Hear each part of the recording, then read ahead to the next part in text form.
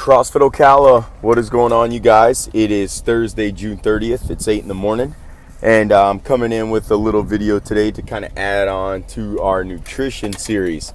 So for those of you who've been tuning in once a week, I've been trying to post some information related to nutrition.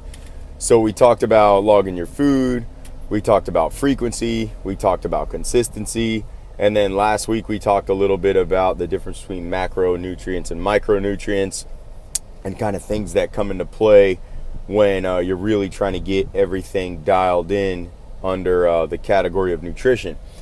So this is going to be our fifth video in this series, and I want to talk a little bit about supplementation, but we're not going to talk about everything across the board. So supplementation, by definition, if you're supplementing something in your nutrition, that's assuming that everything else is appropriate, meaning that you shouldn't really get too worried about adding supplements to your dietary needs or your nutrition needs till everything else is kind of dialed in. If everything else isn't dialed in, any supplements that you buy are probably going to be a little bit of a waste of money. So it's really imperative that if you're just tuning in for the first time this week, that you go back and watch some of the previous videos so you kind of get a better idea. So what we're going to talk about today, and this kind of got brought up in conversation yesterday, is the post-workout nutrition.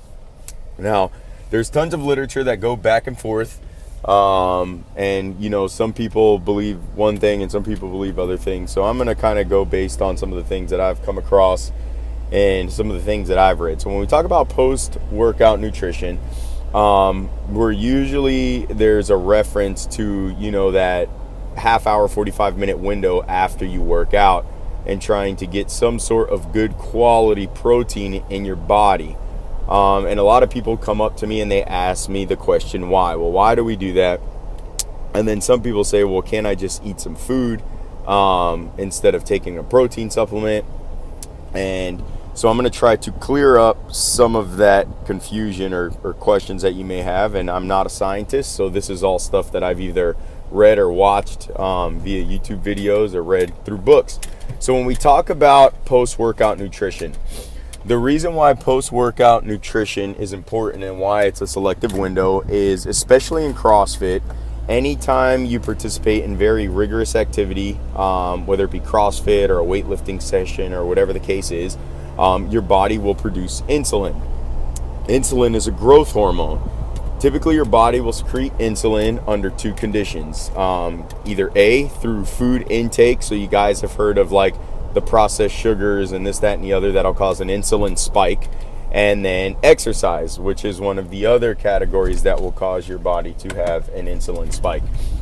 The difference is when you exercise or you put your muscles through a rigorous activity, it will have an insulin spike and it will search for nutrients to help repair your muscles. When you have an insulin spike from consuming something like an Oreo cookie, your body is secreting that hormone so it can store the sugar intake for energy at a later point. So once upon a time in history, you wouldn't find a pack of Oreo cookies every 6 hours. You know, it'd be pretty rare that you stumbled across any starchy carbohydrate or sweet food or something that would create an insulin spike in order for you to store that for energy later on. So it's a survival mechanism. From the exercise component, it comes from muscle tissue breakdown and then your body trying to repair itself.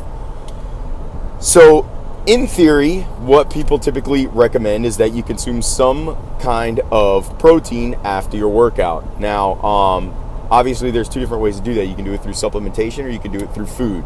Most of the literature that I've read states that protein is a better option because it's already processed and broken down when you consume it, meaning it's in a powder form. It's already been broken down from its original protein source. You mix it in water, you consume it, and it's going to be more easily digested by your gastrointestine than if you ate, for instance, like a piece of chicken breast. So if after your workout, you know, you consume a protein shake, it's going to start to not immediately, but more quickly be broken down by your body than if you ate a piece of chicken, for instance. If you eat a chicken breast after you work out, yes, chicken breast is a very, very good source of protein, but it takes your body hours and hours and hours and hours and hours to start digesting something like a piece of chicken. So the more broke down the protein source, the more quickly your body could start to use the components of the protein to start healing itself. And the better opportunity has to do with when that muscle tissue is broken down. Now, obviously, eating healthy and staying on track all of the time is beneficial as well, meaning that if you ate chicken breast or you woke up in the morning and had, some good eggs and oatmeal, and then you came to the gym a few hours later and you worked out, that protein will be used to help you rebuild yourself. So this is why I started this off with the fact that if the rest of your nutrition isn't really on point, then there's no point in trying to extend further on that and supplements. So a lot of people ask me about proteins and the difference between this protein and that protein, and I'll be the first to say I haven't tried every protein on the planet. I've tried quite a few. In my experience, protein is similar to that of most other things, meaning that you get what you pay for. So if you buy a really, really inexpensive protein, it's usually not as good as some of the other proteins. I'll say in my experience, some of the top shelf proteins that you'll see like in a GNC or a Vitamin Shop where they have the big displays and marketing and all this other stuff, they typically are not as good as protein as some of the other ones if you do a little bit more research. So for me personally, there's a few proteins that I typically like. I like the Ascent protein that we carry at the gym. There's a brand called Dymatize called ISO 100. I really like their stuff as well, and those are typically the two that I'll try to stick to. They don't have a lot of fillers in them. They don't have hardly any carbohydrates or sugar in them, so I can manipulate that through food, meaning I can add oatmeal or bananas or whatever I need to get the carbohydrates that I need if that's what I'm looking for. So those are typically the two that I'm sticking to these days. A lot of people ask me the difference about the protein that we carry in stock and then some of the proteins you buy at the store.